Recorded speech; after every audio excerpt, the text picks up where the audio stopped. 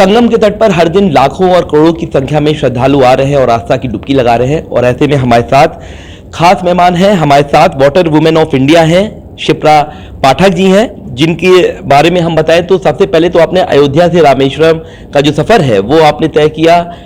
जल संरक्षण के लिए आप बहुत वर्क करती हैं और बैकग्राउंड में की अगर बात करें तो पॉलिटिकल बैकग्राउंड भी आपका रहा है। दादी और नाना शायद दोनों ही विधायक रहे हैं और 4000 किलोमीटर का सफर बहुत बड़ा सफर होता है। कैसे ये दिमाग में आया जल संरक्षण के लिए, गंगा के लिए, और किस तरीके से आपने ये पूरा का पूरा प्लान जो है सेटअप किया? नर्मदे हर कुंभ की धरा से आप सबको प्रणाम करती हूँ। सबसे पहले तो एक व्यक्तिगत अनुभव आपसे साझा करूँ कि जब मैं 5th या 6th क्लास में थी तो मेरे चाचा जी की पसंद थी पंजाब केसरी अखबार, और ये आता था। तो हमारा इससे जो जुड़ाव है वो बड़ा बचपन से है। और हम एक छोटे से कस्बे में रहते थे और ये अखबार डिस्ट्रिक्ट लेवल पर ही मिलता था। तो जब भी कोई उस कस्बे से जाता था बदायूं तो उसको कहा जाता था अखबार लाना। तो आज आपने मुझे बचपन की याद दिला दी। शुक्रिया। सफ़र की बात यह है कि पहली यात्रा कैलाश मानसरोवर की परिक्रमा थी। उसके बाद माँ नर्मदा की 3600 किलोमीटर की परिक्रमा थी। और इस परिक्रमा ने मेरा जीवन बदल दिया। और ये मेरा ही नहीं बदला है, उसने हज़ारों लाखों लोगों का जो नर्मदा जी के तट पर गए उनके सोचने का, उनके जीने का अलग अलग ढंग से कुछ ऐसा परिवर्तन किया जो बहुत अवाक करने वाला था। और आज के इस दौर में जो डिजिटल दौर है उसमें उन कहानियों पर, उन तथ्यों पर विश्वास करना भी मुश्किल है। पर वहाँ से ये प्रेरणा आई कि नदी के लिए जीवन दूंगी। उसके बाद मैंने शिप्रा और फिर गोमती जो पीलीभीत से लेकर कैथी बनारस तक जा रही है, लगभग 1000 किलोमीटर की पदयात्रा की।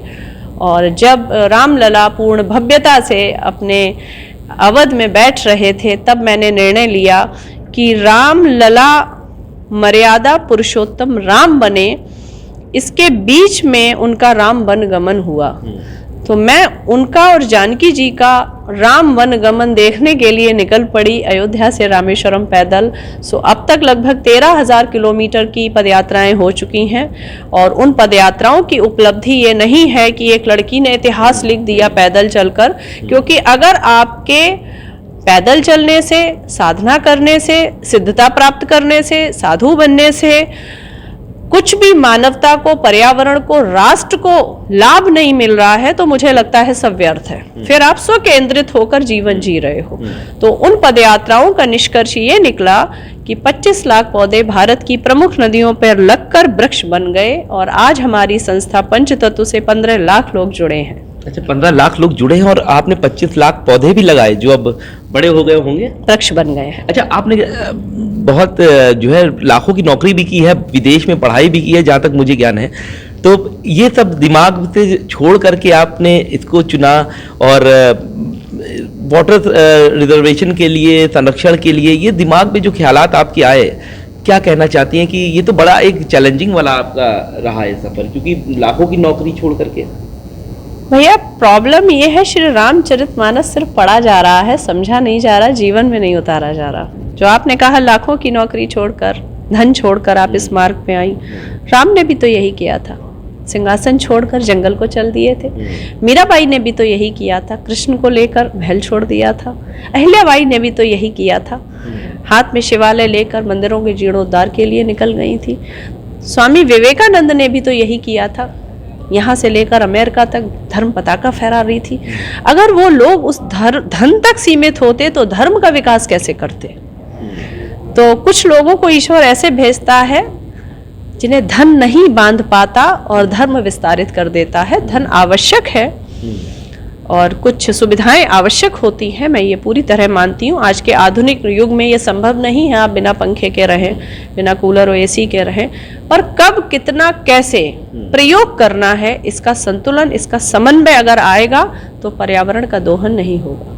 कितना बदलाव देख रही हैं जब से आपने ये पद यात्रा शुरू करी? कितना लोगों में जागरूकता आ रही है? अब अगर हम बात करें बीते 2-3 सालों में, कुछ लोग जागरूक हो रहे हैं कि अपने जल संरक्षण कैसे करना है, गंगा को कैसे बचाना है? इसके लिए बिना सरकार की मदद के अगर 15 लाख ऐसे लोग जो मध्यम वर्गीय से भी निम्न स्तरीय पर हैं, जिनकी आर्थिक स्थितियां बहुत अच्छी नहीं हैं, अगर उनके सहयोग से एक सामान्य स्त्री 25 लाख पौधे लगा चुकी है, तो आप समझ सकते हैं बदलाव हो रहा है, लेकिन इतना छोटा हो रहा है।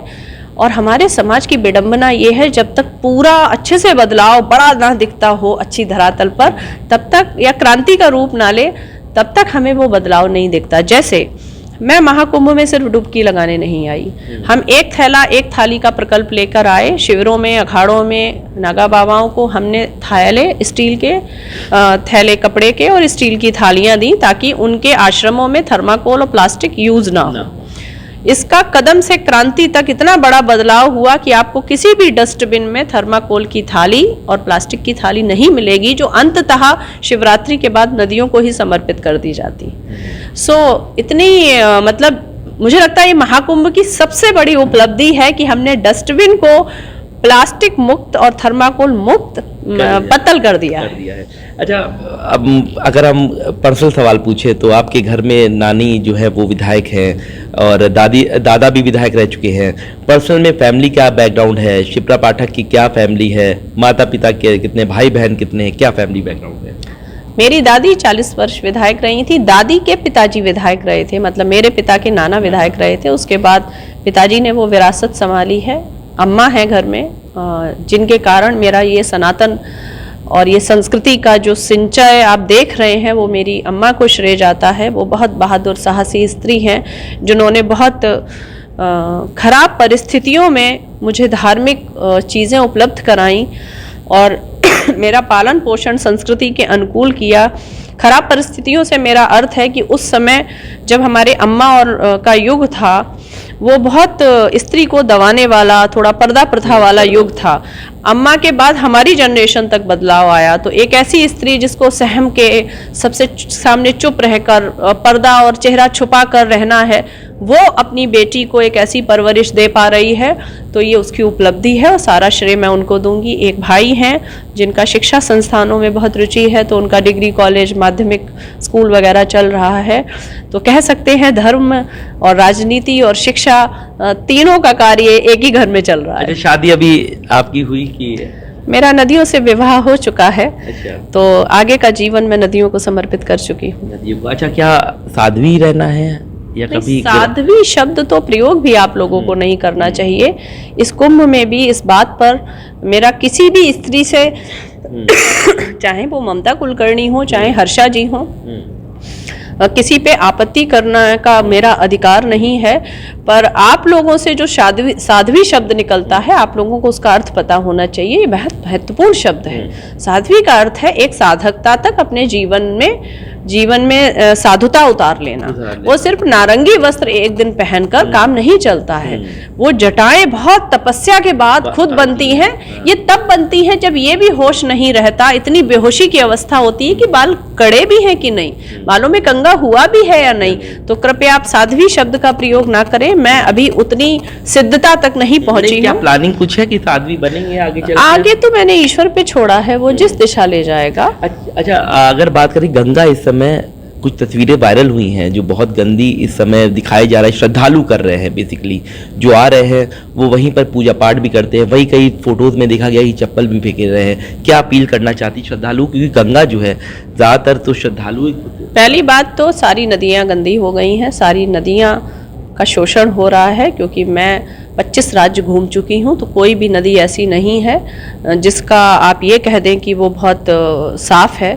और जो श्रद्धालु वायरल कर रहे हैं, वही श्रद्धालु गंदा भी कर रहे हैं। पूजा के नाम पर पाखंड बचाते हुए जिस तरीके की अराजक चीज़ें हम डाल रहे हैं, जो ऐसे तत्व डाल रहे हैं जो नदी के लिए ठीक नहीं, वो हमारे द्वारा ही हो रहा है। और सब हम उससे कहते हैं नदियाँ साफ कैसी हों, तो मैं उनसे कहती हूँ साफ कैसे करें? हम कहते हैं आप साफ मत करिए, बस गंदा मत करिए। बिल्कुल, बहुत अच्छी लाइन आपने बोली कि साफ मत करिए लेकिन गंदा भी मत करिए। तो अच्छा, आगे का प्लान क्या है? महाकुंभ में आप कब तक यहाँ पर हैं? उसके बाद का प्लानिंग क्या है आप? 26 फरवरी तक, महाशिवरात्रि तक यहाँ साधना चलेगी और उसके बाद मानसून के 2 महीने पहले हम जगह जगह प्रवास करते हैं, क्योंकि फिर से 5 लाख पौधे लगाने की इस वर्ष तैयारी है। और इस बार का जो मार्ग चुना है वो अयोध्या से बनारस तक चुना है। इसके बीच के 1000 गाँव में प्रति गाँव 100 पौधे लगेंगे, जिनकी लिस्ट बन गई है। और पूरा मार्च से लेकर और मानसून तक मैं इस ट्रैक पर काम करूंगी। ठीक है, बिल्कुल। तो हमारे पास ये शिप्रा पाठक जी थी जो बता रही थी कि आगे भी महाकुंभ के बाद भी कई प्रोजेक्ट हैं और जल संरक्षण के लिए ये हमेशा इसी तरह वो काम करती रहेगी। तो हम ये कह सकते हैं कि आम श्रद्धालुओं के साथ साथ कई ऐसे लोग भी संगम के तट पहुंच रहे हैं जिन्होंने देश के लिए बहुत कुछ दिया है। वीडियो जर्नलिस्ट रंजित उपाध्याय के साथ सैयद आकिब रजा, पंजाब केसरी टीवी, प्रयागराज। हमसे जुड़े रहने के लिए हमारे YouTube चैनल को सब्सक्राइब करें और नई वीडियो की नोटिफिकेशन के लिए बेल आइकॉन को दबाएं।